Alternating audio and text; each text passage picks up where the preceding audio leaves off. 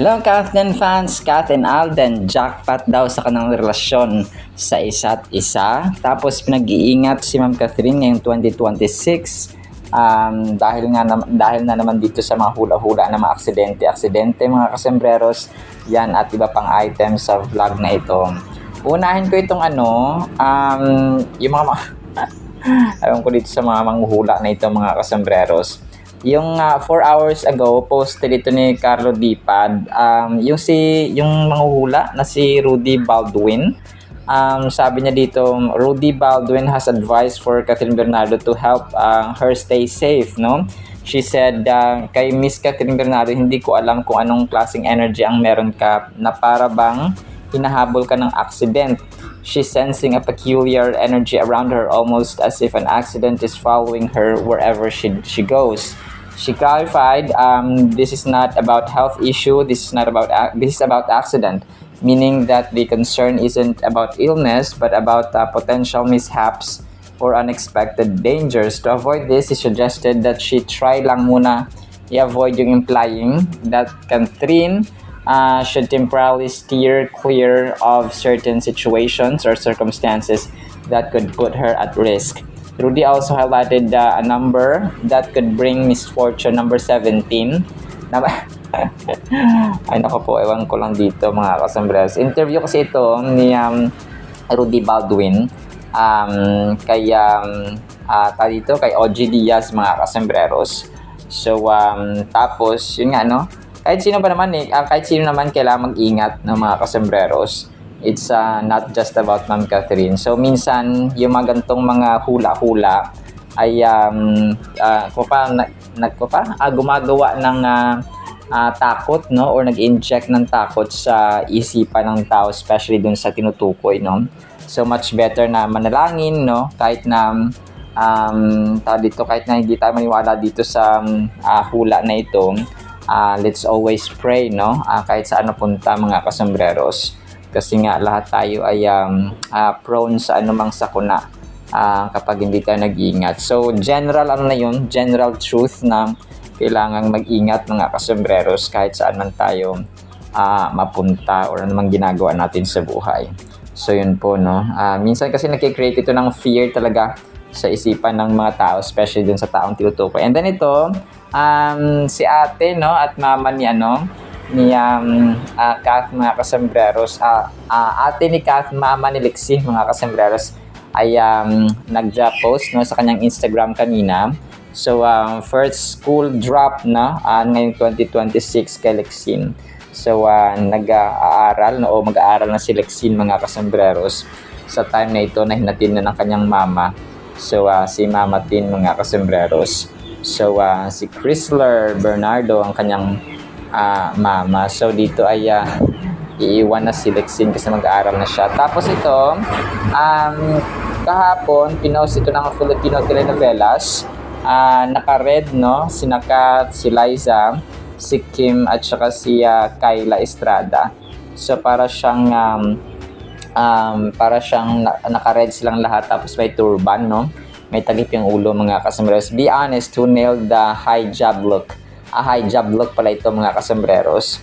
So lahat naman sila magaganda, no, walang itulak kabigin mga kasembreros. Tapos yung ABS-CBN pala, nag-drop na sila ng bagong parang bagong video nila na nakalipat na nga sila sa All TV mga kasembreros. So naka-grace lang lahat. Bagong video ito kanina, maliban doon sa mga naunang pinost nila mga kasembreros. And inaabangan ko dito si Ma'am Catherine Bernardo. Kaso wala siya, no? Hindi yata siya kasama dito mga kasembreros. Baka busy si attorney, no, sa kanyang ginagawa mga kasembreros. Sina Vice Ganda, sina Darren, and the rest of the Kapamilya stars lang nandito mga kasembreros. So baka busy si attorney. And then ito, next item natin, ang cute ni ma'am dito kasi McDo ni Alden, love ko to. Tapos nag-video sila, no, sobrang saya doon nga sa McDo ni Tisoy mga kasembreros sa dito sa Barangay Kanluran, no, sa Heritage mga kasembreros sa tapat ng simbahan. So ang cute, no, talagang dinudumog kasi marami ang nagpo-promote, no, online Marami nagpo-promote sa TikTok, marami nagpo-promote sa Facebook, sa Reels, and so on, mga kasembreros, na kung saan ay parang ano sila, mga silent marketers, no, silent na strategy, mga kasembreros, na napo-promote ng o silent promoters, no, sila mga kasembreros, na kung saan ay napo-promote ang McDo ni Alden. Mga kasembreros. And then ito, 7 hours ago, Robbie Domingo and Mikey Pineda. So tama na yung pagka-pronounce ko, sorry. Maki Pineda kasi yung aking napo-pronounce, mga kasembreros, na pangalan ni Mikey. So maraming salamat sa correction, no? At saka sobrang close talaga na mag-best friends nito, mga kasembreros. So si Mikey Pineda at saka si Robbie at saka si Catherine, mga kasembreros, in one frame. So medyo throwback photo ito, posted kanina or reposted kanina 7 hours ago, mga kasembreros. So congratulations ulit sa bagong or sa darating na baby, mga kasembreros, ng Domingo family, no, husband and wife. Tapos ito, kasama naman dito ni Kat, si Ria Atayde, no? Catherine Bernal is most adorable, cute, innocent, beautiful lady, and she's perfect. So, entertainment video, posted ito 9 hours ago. Pero ito po ay throwback photo, no, ng mag-best friend din na ito, mga kasembreros, na kapatid ni Arjo Atayde. Tapos, 23 hours ago, posted naman ni Queen Lara, pupuso kayo kung bagay sila. Tapos, picture ng Kath din, dun sa FAMAS Awards, mga kasembreros, 2024, na kung saan ay dito nanalo si Catherine, no, na pinakauna niyang Best Actress Awards for her performance sa A Very Good Girl, mga kasembreros. So, nakakatuwa, no? Pero ito po ay throwback lamang, ha, mga kasembreros and mga Cathinatics. And then ito, ang cute ng ginawa ng isang fan dito. Ang Kath din po ay inedit niya. Parang ginawa niyang mga superhero, mga kasembreros, no? Na part ng Avengers ng mga superheroes, mga kasembreros. So, the famous celebrity actor and actress Alden Richards and Catherine Bernardo. So, may corona pa si Catherine. Pero ito po ay edited picture lamang, mga kasembreros and mga Cathinatics. And then ito, ang cute nito kasi parang random fan lang siya. Pero nag-reply sa kanya si Mama Min, no? Sa kanyang greeting, mga kasembreros, na birthday nga sa Instagram, mga kasembreros. So, ang nag-post nito ay si Nambandila Abdusalam Tasil. Tita Min Bernardo replied me on IG. Kasi nag-ano siya dito, nagbati siya, no? Happy birthday, Tita Min. Happy to see your whole and happy family. Kath fans always. So yun, tapos nag-reply si Mama Min na salamat, no? Ganun siya, mga kasembreros. Tapos pictures, of course, ng Bernardo family sa beach ng La Union, mga kasembreros, or sa Palawan. So nakaka-overwhelm to, no? Kapag nag-reply yung taong hinahangaan mo, tapos binati mo lang, tapos nag-reply, mga kasembreros. It's really overwhelming at nakaka-touch po, mga kasembreros. Tapos ito, main item natin ito, mga kasembreros, sa jackpot. Nakita ko yung post kanina na jackpot jackpot si Alden kay Kath. Tapos si Kath naman ay jackpot din kay Alden. Hindi ko na save yung picture, mga kasembreros, no, nung mismong nag-post kanina or ngayong araw, mga kasembreros. Pero yun, talagang jackpot, no? Sobra pa sa jackpot, mga kasembreros. Si Kath at saka si Alden ay pareho sa kanilang core values. Yung kanilang ugali ay pareho, mga kasembreros, no? Na kung saan ay family-oriented, down to earth, very established, very accomplished, awards and kayamanan. Given na yun, mga kasembreros. Pero yung pagiging down to earth nila, yung kanyang pagiging mabait, pagiging generous, pagiging kind, pagiging clingy, no? So about this, may post na lang dito si Donna Mirandicho 6 hours ago, supporting supporting details sa ating main item na jackpot sa relasyon, sina Kath and Alden, mga kasembreros, no? Sabi dito ni Donna May ay They both happy and comfortable together, Miss Catherine Bernardo and Alden Richards. Tapos yung picture nga ng Catherine doon sa premiere night nila mga kasembreros, na kung saan ay sobrang saya, no, ng dalawang ito mga kasembreros. Na hindi na lingid sa ating kaalaman na kung saan ay happy kasi kitang-kita naman sa mga videos mga kasembreros na during promo ng Hello Love Again ay parang walang mapaglagyan yung saya, yung kakulitan, yung tuwa, yung tawa ng dalawang ito kapag nagsasama mga kasembreros on cam at saka off cam mga kasembreros, no? Genuine yung kanilang relationship, yung kanilang reactions, yung kanilang treatment, no, sa bawat isa ay genuine, walang sugar coating. May reporter man or may media, may press con man o wala sa harapan, may press man o wala sa harapan, ay totoo yung kanilang turingan mga kasembreros. Hindi nila kailangang plastikin ba or balimbingin yung kanilang actions sa harap ng camera mga kasembreros at sa harap ng public. So dito natin masasabi na talagang jackpot, no, ang Catherine. Hindi lang jackpot, very blessed at saka blessing at saka regalo talaga. Divine gift yung kanilang relationship mga kasembreros sa bawat isa, because yun nga, no, talagang pareho sila ng value sa buhay. Especially si Alden ay God-fearing at saka maka-Diyos na tao. So dun pa lang sa maka-Diyos ay talagang hindi naman siya perfect, but greatest or one of the greatest gifts mga kasembreros na ituturing na ang buhay ng tao ay may takot sa Panginoon mga kasembreros at may pananampalatayang malalim sa Diyos. Tapos ito, 11 hours ago, Kathniel Humaniters, yes, long hair era of Kath again. Grabe, fresh, ang ganda. Reminds me of this era. So tama, no? Medyo long hair na si Ma'am Catherine ngayon. Lagpas sa balikat na siya. Doon sa kanyang recent post nga sa tarito sa beach sila mga kasembreros na naka-eyeglasses siya. So talagang gumaganda lalo si attorney, no? Lalo't blooming at saka masaya mga kasembreros sa kanyang buhay. So kung ano man ginagawa niya ay sigurado tayo na she enjoys and she is happily doing what she is doing, and kung saan man siya ngayon, especially sa kanyang family. Tapos next item natin, si Tets Ubaldo nag-post nito 3 days ago. Bashers, bagay sila or bagay talaga sila. So referring to Kath and Alden mga kasembreros.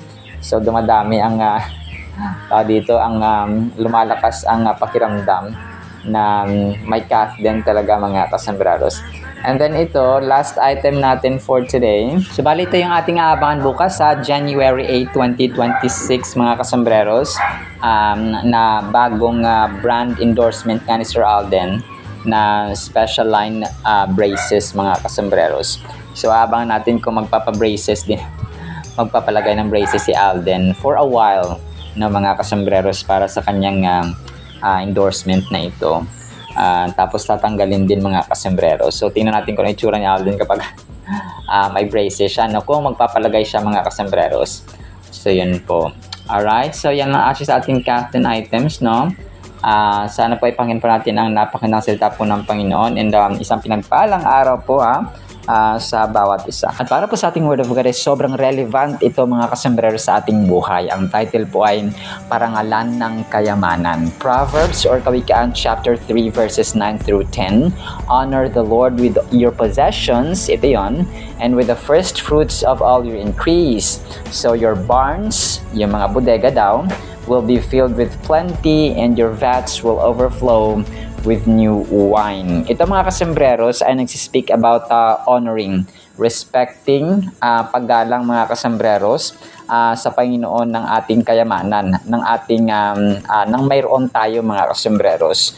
So hindi man ito literally na all the time ay kayamanan, pera, yung mga possessions, yung mga properties for example. So hindi man literal na ganito, pero ang verses na ito mga kasembreros ay yun ang kanyang tinutukoy. So kung wala tayong kayamanan, maaring available tayo sa gawain ng Panginoon sa simbahan, yung ating service, no, magwawalis tayo doon, or kumbaga pa tutulong. Basta, no, pwede kang tumulong sa kung ano mang paraan. Magluto ka, for example, magsiserve ng pagkain kapag Sunday ay andun ka. Tapos basta no, anything, kapag ikaw naman ay may gifts sa pagtuturo, magtuturo ka. Magtuturo ka sa mga bata, for example. Tapos yung pupunta kayo sa mga lugar-lugar, and then hahayo kayo, mag-share kayo ng gospel and so on, mga kasama. So anything, no, any kind of service, pwede po yun, mga kasama. Pero dito, in-emphasize ni Haring Solomon, mga kasambreros, yung pag-honor ba. Kasi ang biblically speaking talaga, mga kasambreros, ang lahat, di ba, yung buhay natin, utang natin. So anong ginagawa natin? Nagpapagamit pa tayo sa Panginoon. Available ba tayo kapag Bible study, kapag sa ating bahay, may oras ba tayo na nagbabasa tayo ng Biblia, pinag-aaralan natin yung salita ng Panginoon at ina-apply natin ang salita ng Panginoon, nananalangin ba tayo na may pasasalamat, at saka, so kung pa yung ating buhay in general, di ba, utang natin, so yun ang dapat natin ginagawa. Pero, ang sinasabi pa ng ating Panginoon, dahil yung ating kayamanan, yung ating lakas ay mula sa Panginoon, so anything na meron tayo sahod, for example, so biblical ito, mga kasus, yung 10% ng iyong increase, ng iyong sahod, ay dapat sa Panginoon yan siya, mga kasus. Kasi, kapag nagbigay tayo sa Kanya ng 10%, babalik niyan sa atin, siksik-liglig at umaapaw. So yung nagbabalik loob lang tayo, ng binigay ni Lord sa atin. Kasi hindi naman talaga atin yan, yung lakas natin nagmumula sa Panginoon.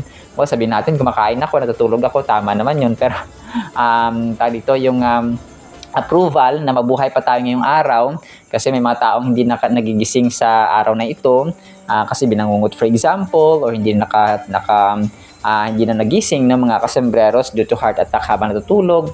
So, may mga ganong instances, mga kasus, kung kaya yung ating buhay ay talagang utang natin, because hindi natin alam yung ating buhay kung hanggang kailan nila, mga kasembreros. So, kung kaya pasalamatan natin ng Panginoon ng ating kayamanan, or kung anumang meron tayo. So, kapag tayo po ay mayaman, ito yung sasabi natin na hindi masama maging mayaman. Okay? Hindi masama maging wealthy. Ang masama kapag hindi natin in-honor at hindi natin dinadakila, hindi natin pinaparangalan at hindi natin ginagamit sa ikaluluhati ng Panginoon or gawain ng Panginoon yung ating kayamanan, mga kasembreros. Kasi sina Haring Solomon may yaman, sina Haring David may yaman, no? Some judges and the prophets, mga kasembreros, especially yung mga kings and queens, si Esther, no? Sobrang yaman, no? And so on, mga kasembreros, and especially yung sina Haring Solomon at Haring David talaga, sila yung mga yung mga famous na mga lingkod ng Panginoon na sobrang yaman. Si Job, no si Job, mga kasembreros, sobrang yaman niya, pero yun ay kapag ginamit niya sa pagdakila sa Panginoon, mga kasembreros. So dito, sabi niya ay first fruits. Yung first fruits kasi, kunwari kapag nagpaani ka ng palay, so yung may nagbibigay ka sa simbahan, or yung iba naman, ganito yung ginagawa, namimigay sila, no, sa tao, mga kasus, kunwari sa mga may hirap, sa mga pulubi, no, so namimigay sila, mga kasus. Gaya ni Sir Alden, no, talagang ginagamit niya yung kanyang kayamanan din sa pagtulong sa mga charity works, mga kasembreros. So ganoon po siya, first fruits of all your increase, no, kapag nagpaani ka ng kahit ano, for fruits and vegetables na meron ka kapag ikaw ay may farm, mga kasembreros, no, ganun po siya. And so sabi ito, so your barns will be filled with plenty. So babalik sa atin yung nasasabi natin na kapag nagbibigay tayo sa may hirap, nagbibigay tayo sa ating kapwa-tao, especially sa ating family, kapag nagbibigay tayo sa Panginoon, no, ay tayo po ay pagpapalain din po. Okay, balik din po. Ang balik dun sa atin ay siksik-liglig, umaapaw, mga kasembreros. Tapos yung sasabi niya dito na, and your vats will overflow with new wine. So yung vats dito, ito yung lalagyanan, no, ng mga wine or bino, mga kasembreros, or alak. Yung alak kasi, sasabi natin ay hindi po yan dito, yung mga grapes, lalo na po yung mga grapes, mga kasembreros, hindi po masama ang uminom ng alak. Ang masama kung lasinggero, kung lasinggero ka talaga, mga kasembreros, so ganun po siya. So yung naglalasing ka. Dati kasi, yung maraming alak ay siniserve, no, tuwing may fiesta, may kasalan, may mga occasions ba ng mga kasembreros, no, and even sa no, talagang ganoon siya, mga kasembreros. Pero dati, ayan, talagang dapat gamitin ito, mga kasembreros, sa celebration ng Panginoon, mga kasembreros, hindi sa paglalasing. at nauwi mga kasembreros sa miserable at immoralidad na buhay. When we think about what it means to honor the Lord with our wealth, we might consider our money, time, talents, and resources. So time, oras, no? Isa rin yun mga kasembreros na dapat binibigay natin sa Panginoon. Talent, no? Yung sabi natin kanina, kung magaling ka sa instruments, no? Pwede kang tumugtog sa simbahan. Kung magaling kang kumanta, no? Pwede kang magpagamit sa Panginoon. And sina Yeng Constantino, no? Si Gigi Delana, sina Piolo Pascual, Gary Valenciano, so nagpapagamit sila sa Panginoon. So they are examples of si Joros Gamboa, no? Ginagamit niya yung kanyang influence as artista para magbahagi ng gospel. So ganoon mga kasembreros, no? Resources, no? Anything na meron tayo mga kasembreros. This verse instructs us to honor God with our substance. This matters because how we use our resources reflects our values and faith. Giving God our first fruits signifies that we recognize Him as the source of all our blessings. So nga, no? Kasi siya ang source ng blessings natin, ay gagawa tayo ng paraan para madakila siya mga kasembreros. It is more than just money. So nga, na-mention natin na hindi lamang pera. It touches the core of our hearts and the way we prioritize our lives. So kasi, ang tao nasusubok talaga yan sa pera at sa kayamanan na meron sila. Kasi maraming tao mayaman pero hindi naman nagbibigay. Hindi naman sila, ginawa nilang business ang church. So ang church po kasi, kahit na sino, hindi po mabubuhay yan kapag walang pera. Kunwari, wala kang lahat tayo nagbabayad ng kuryente, lahat tayo gumagamit ng sabon, ng shampoo. So paglalaban ng ating damit and so on mga kasembreros. So kahit na isang tao, kahit na matanda, bata mga kasembreros ay kailangan talaga ng pera. Wala kang pera, wala kang pambili ng sabon na panlabas sa damit mo. So pera din yun, no? Pamasahe, pagkain and so on.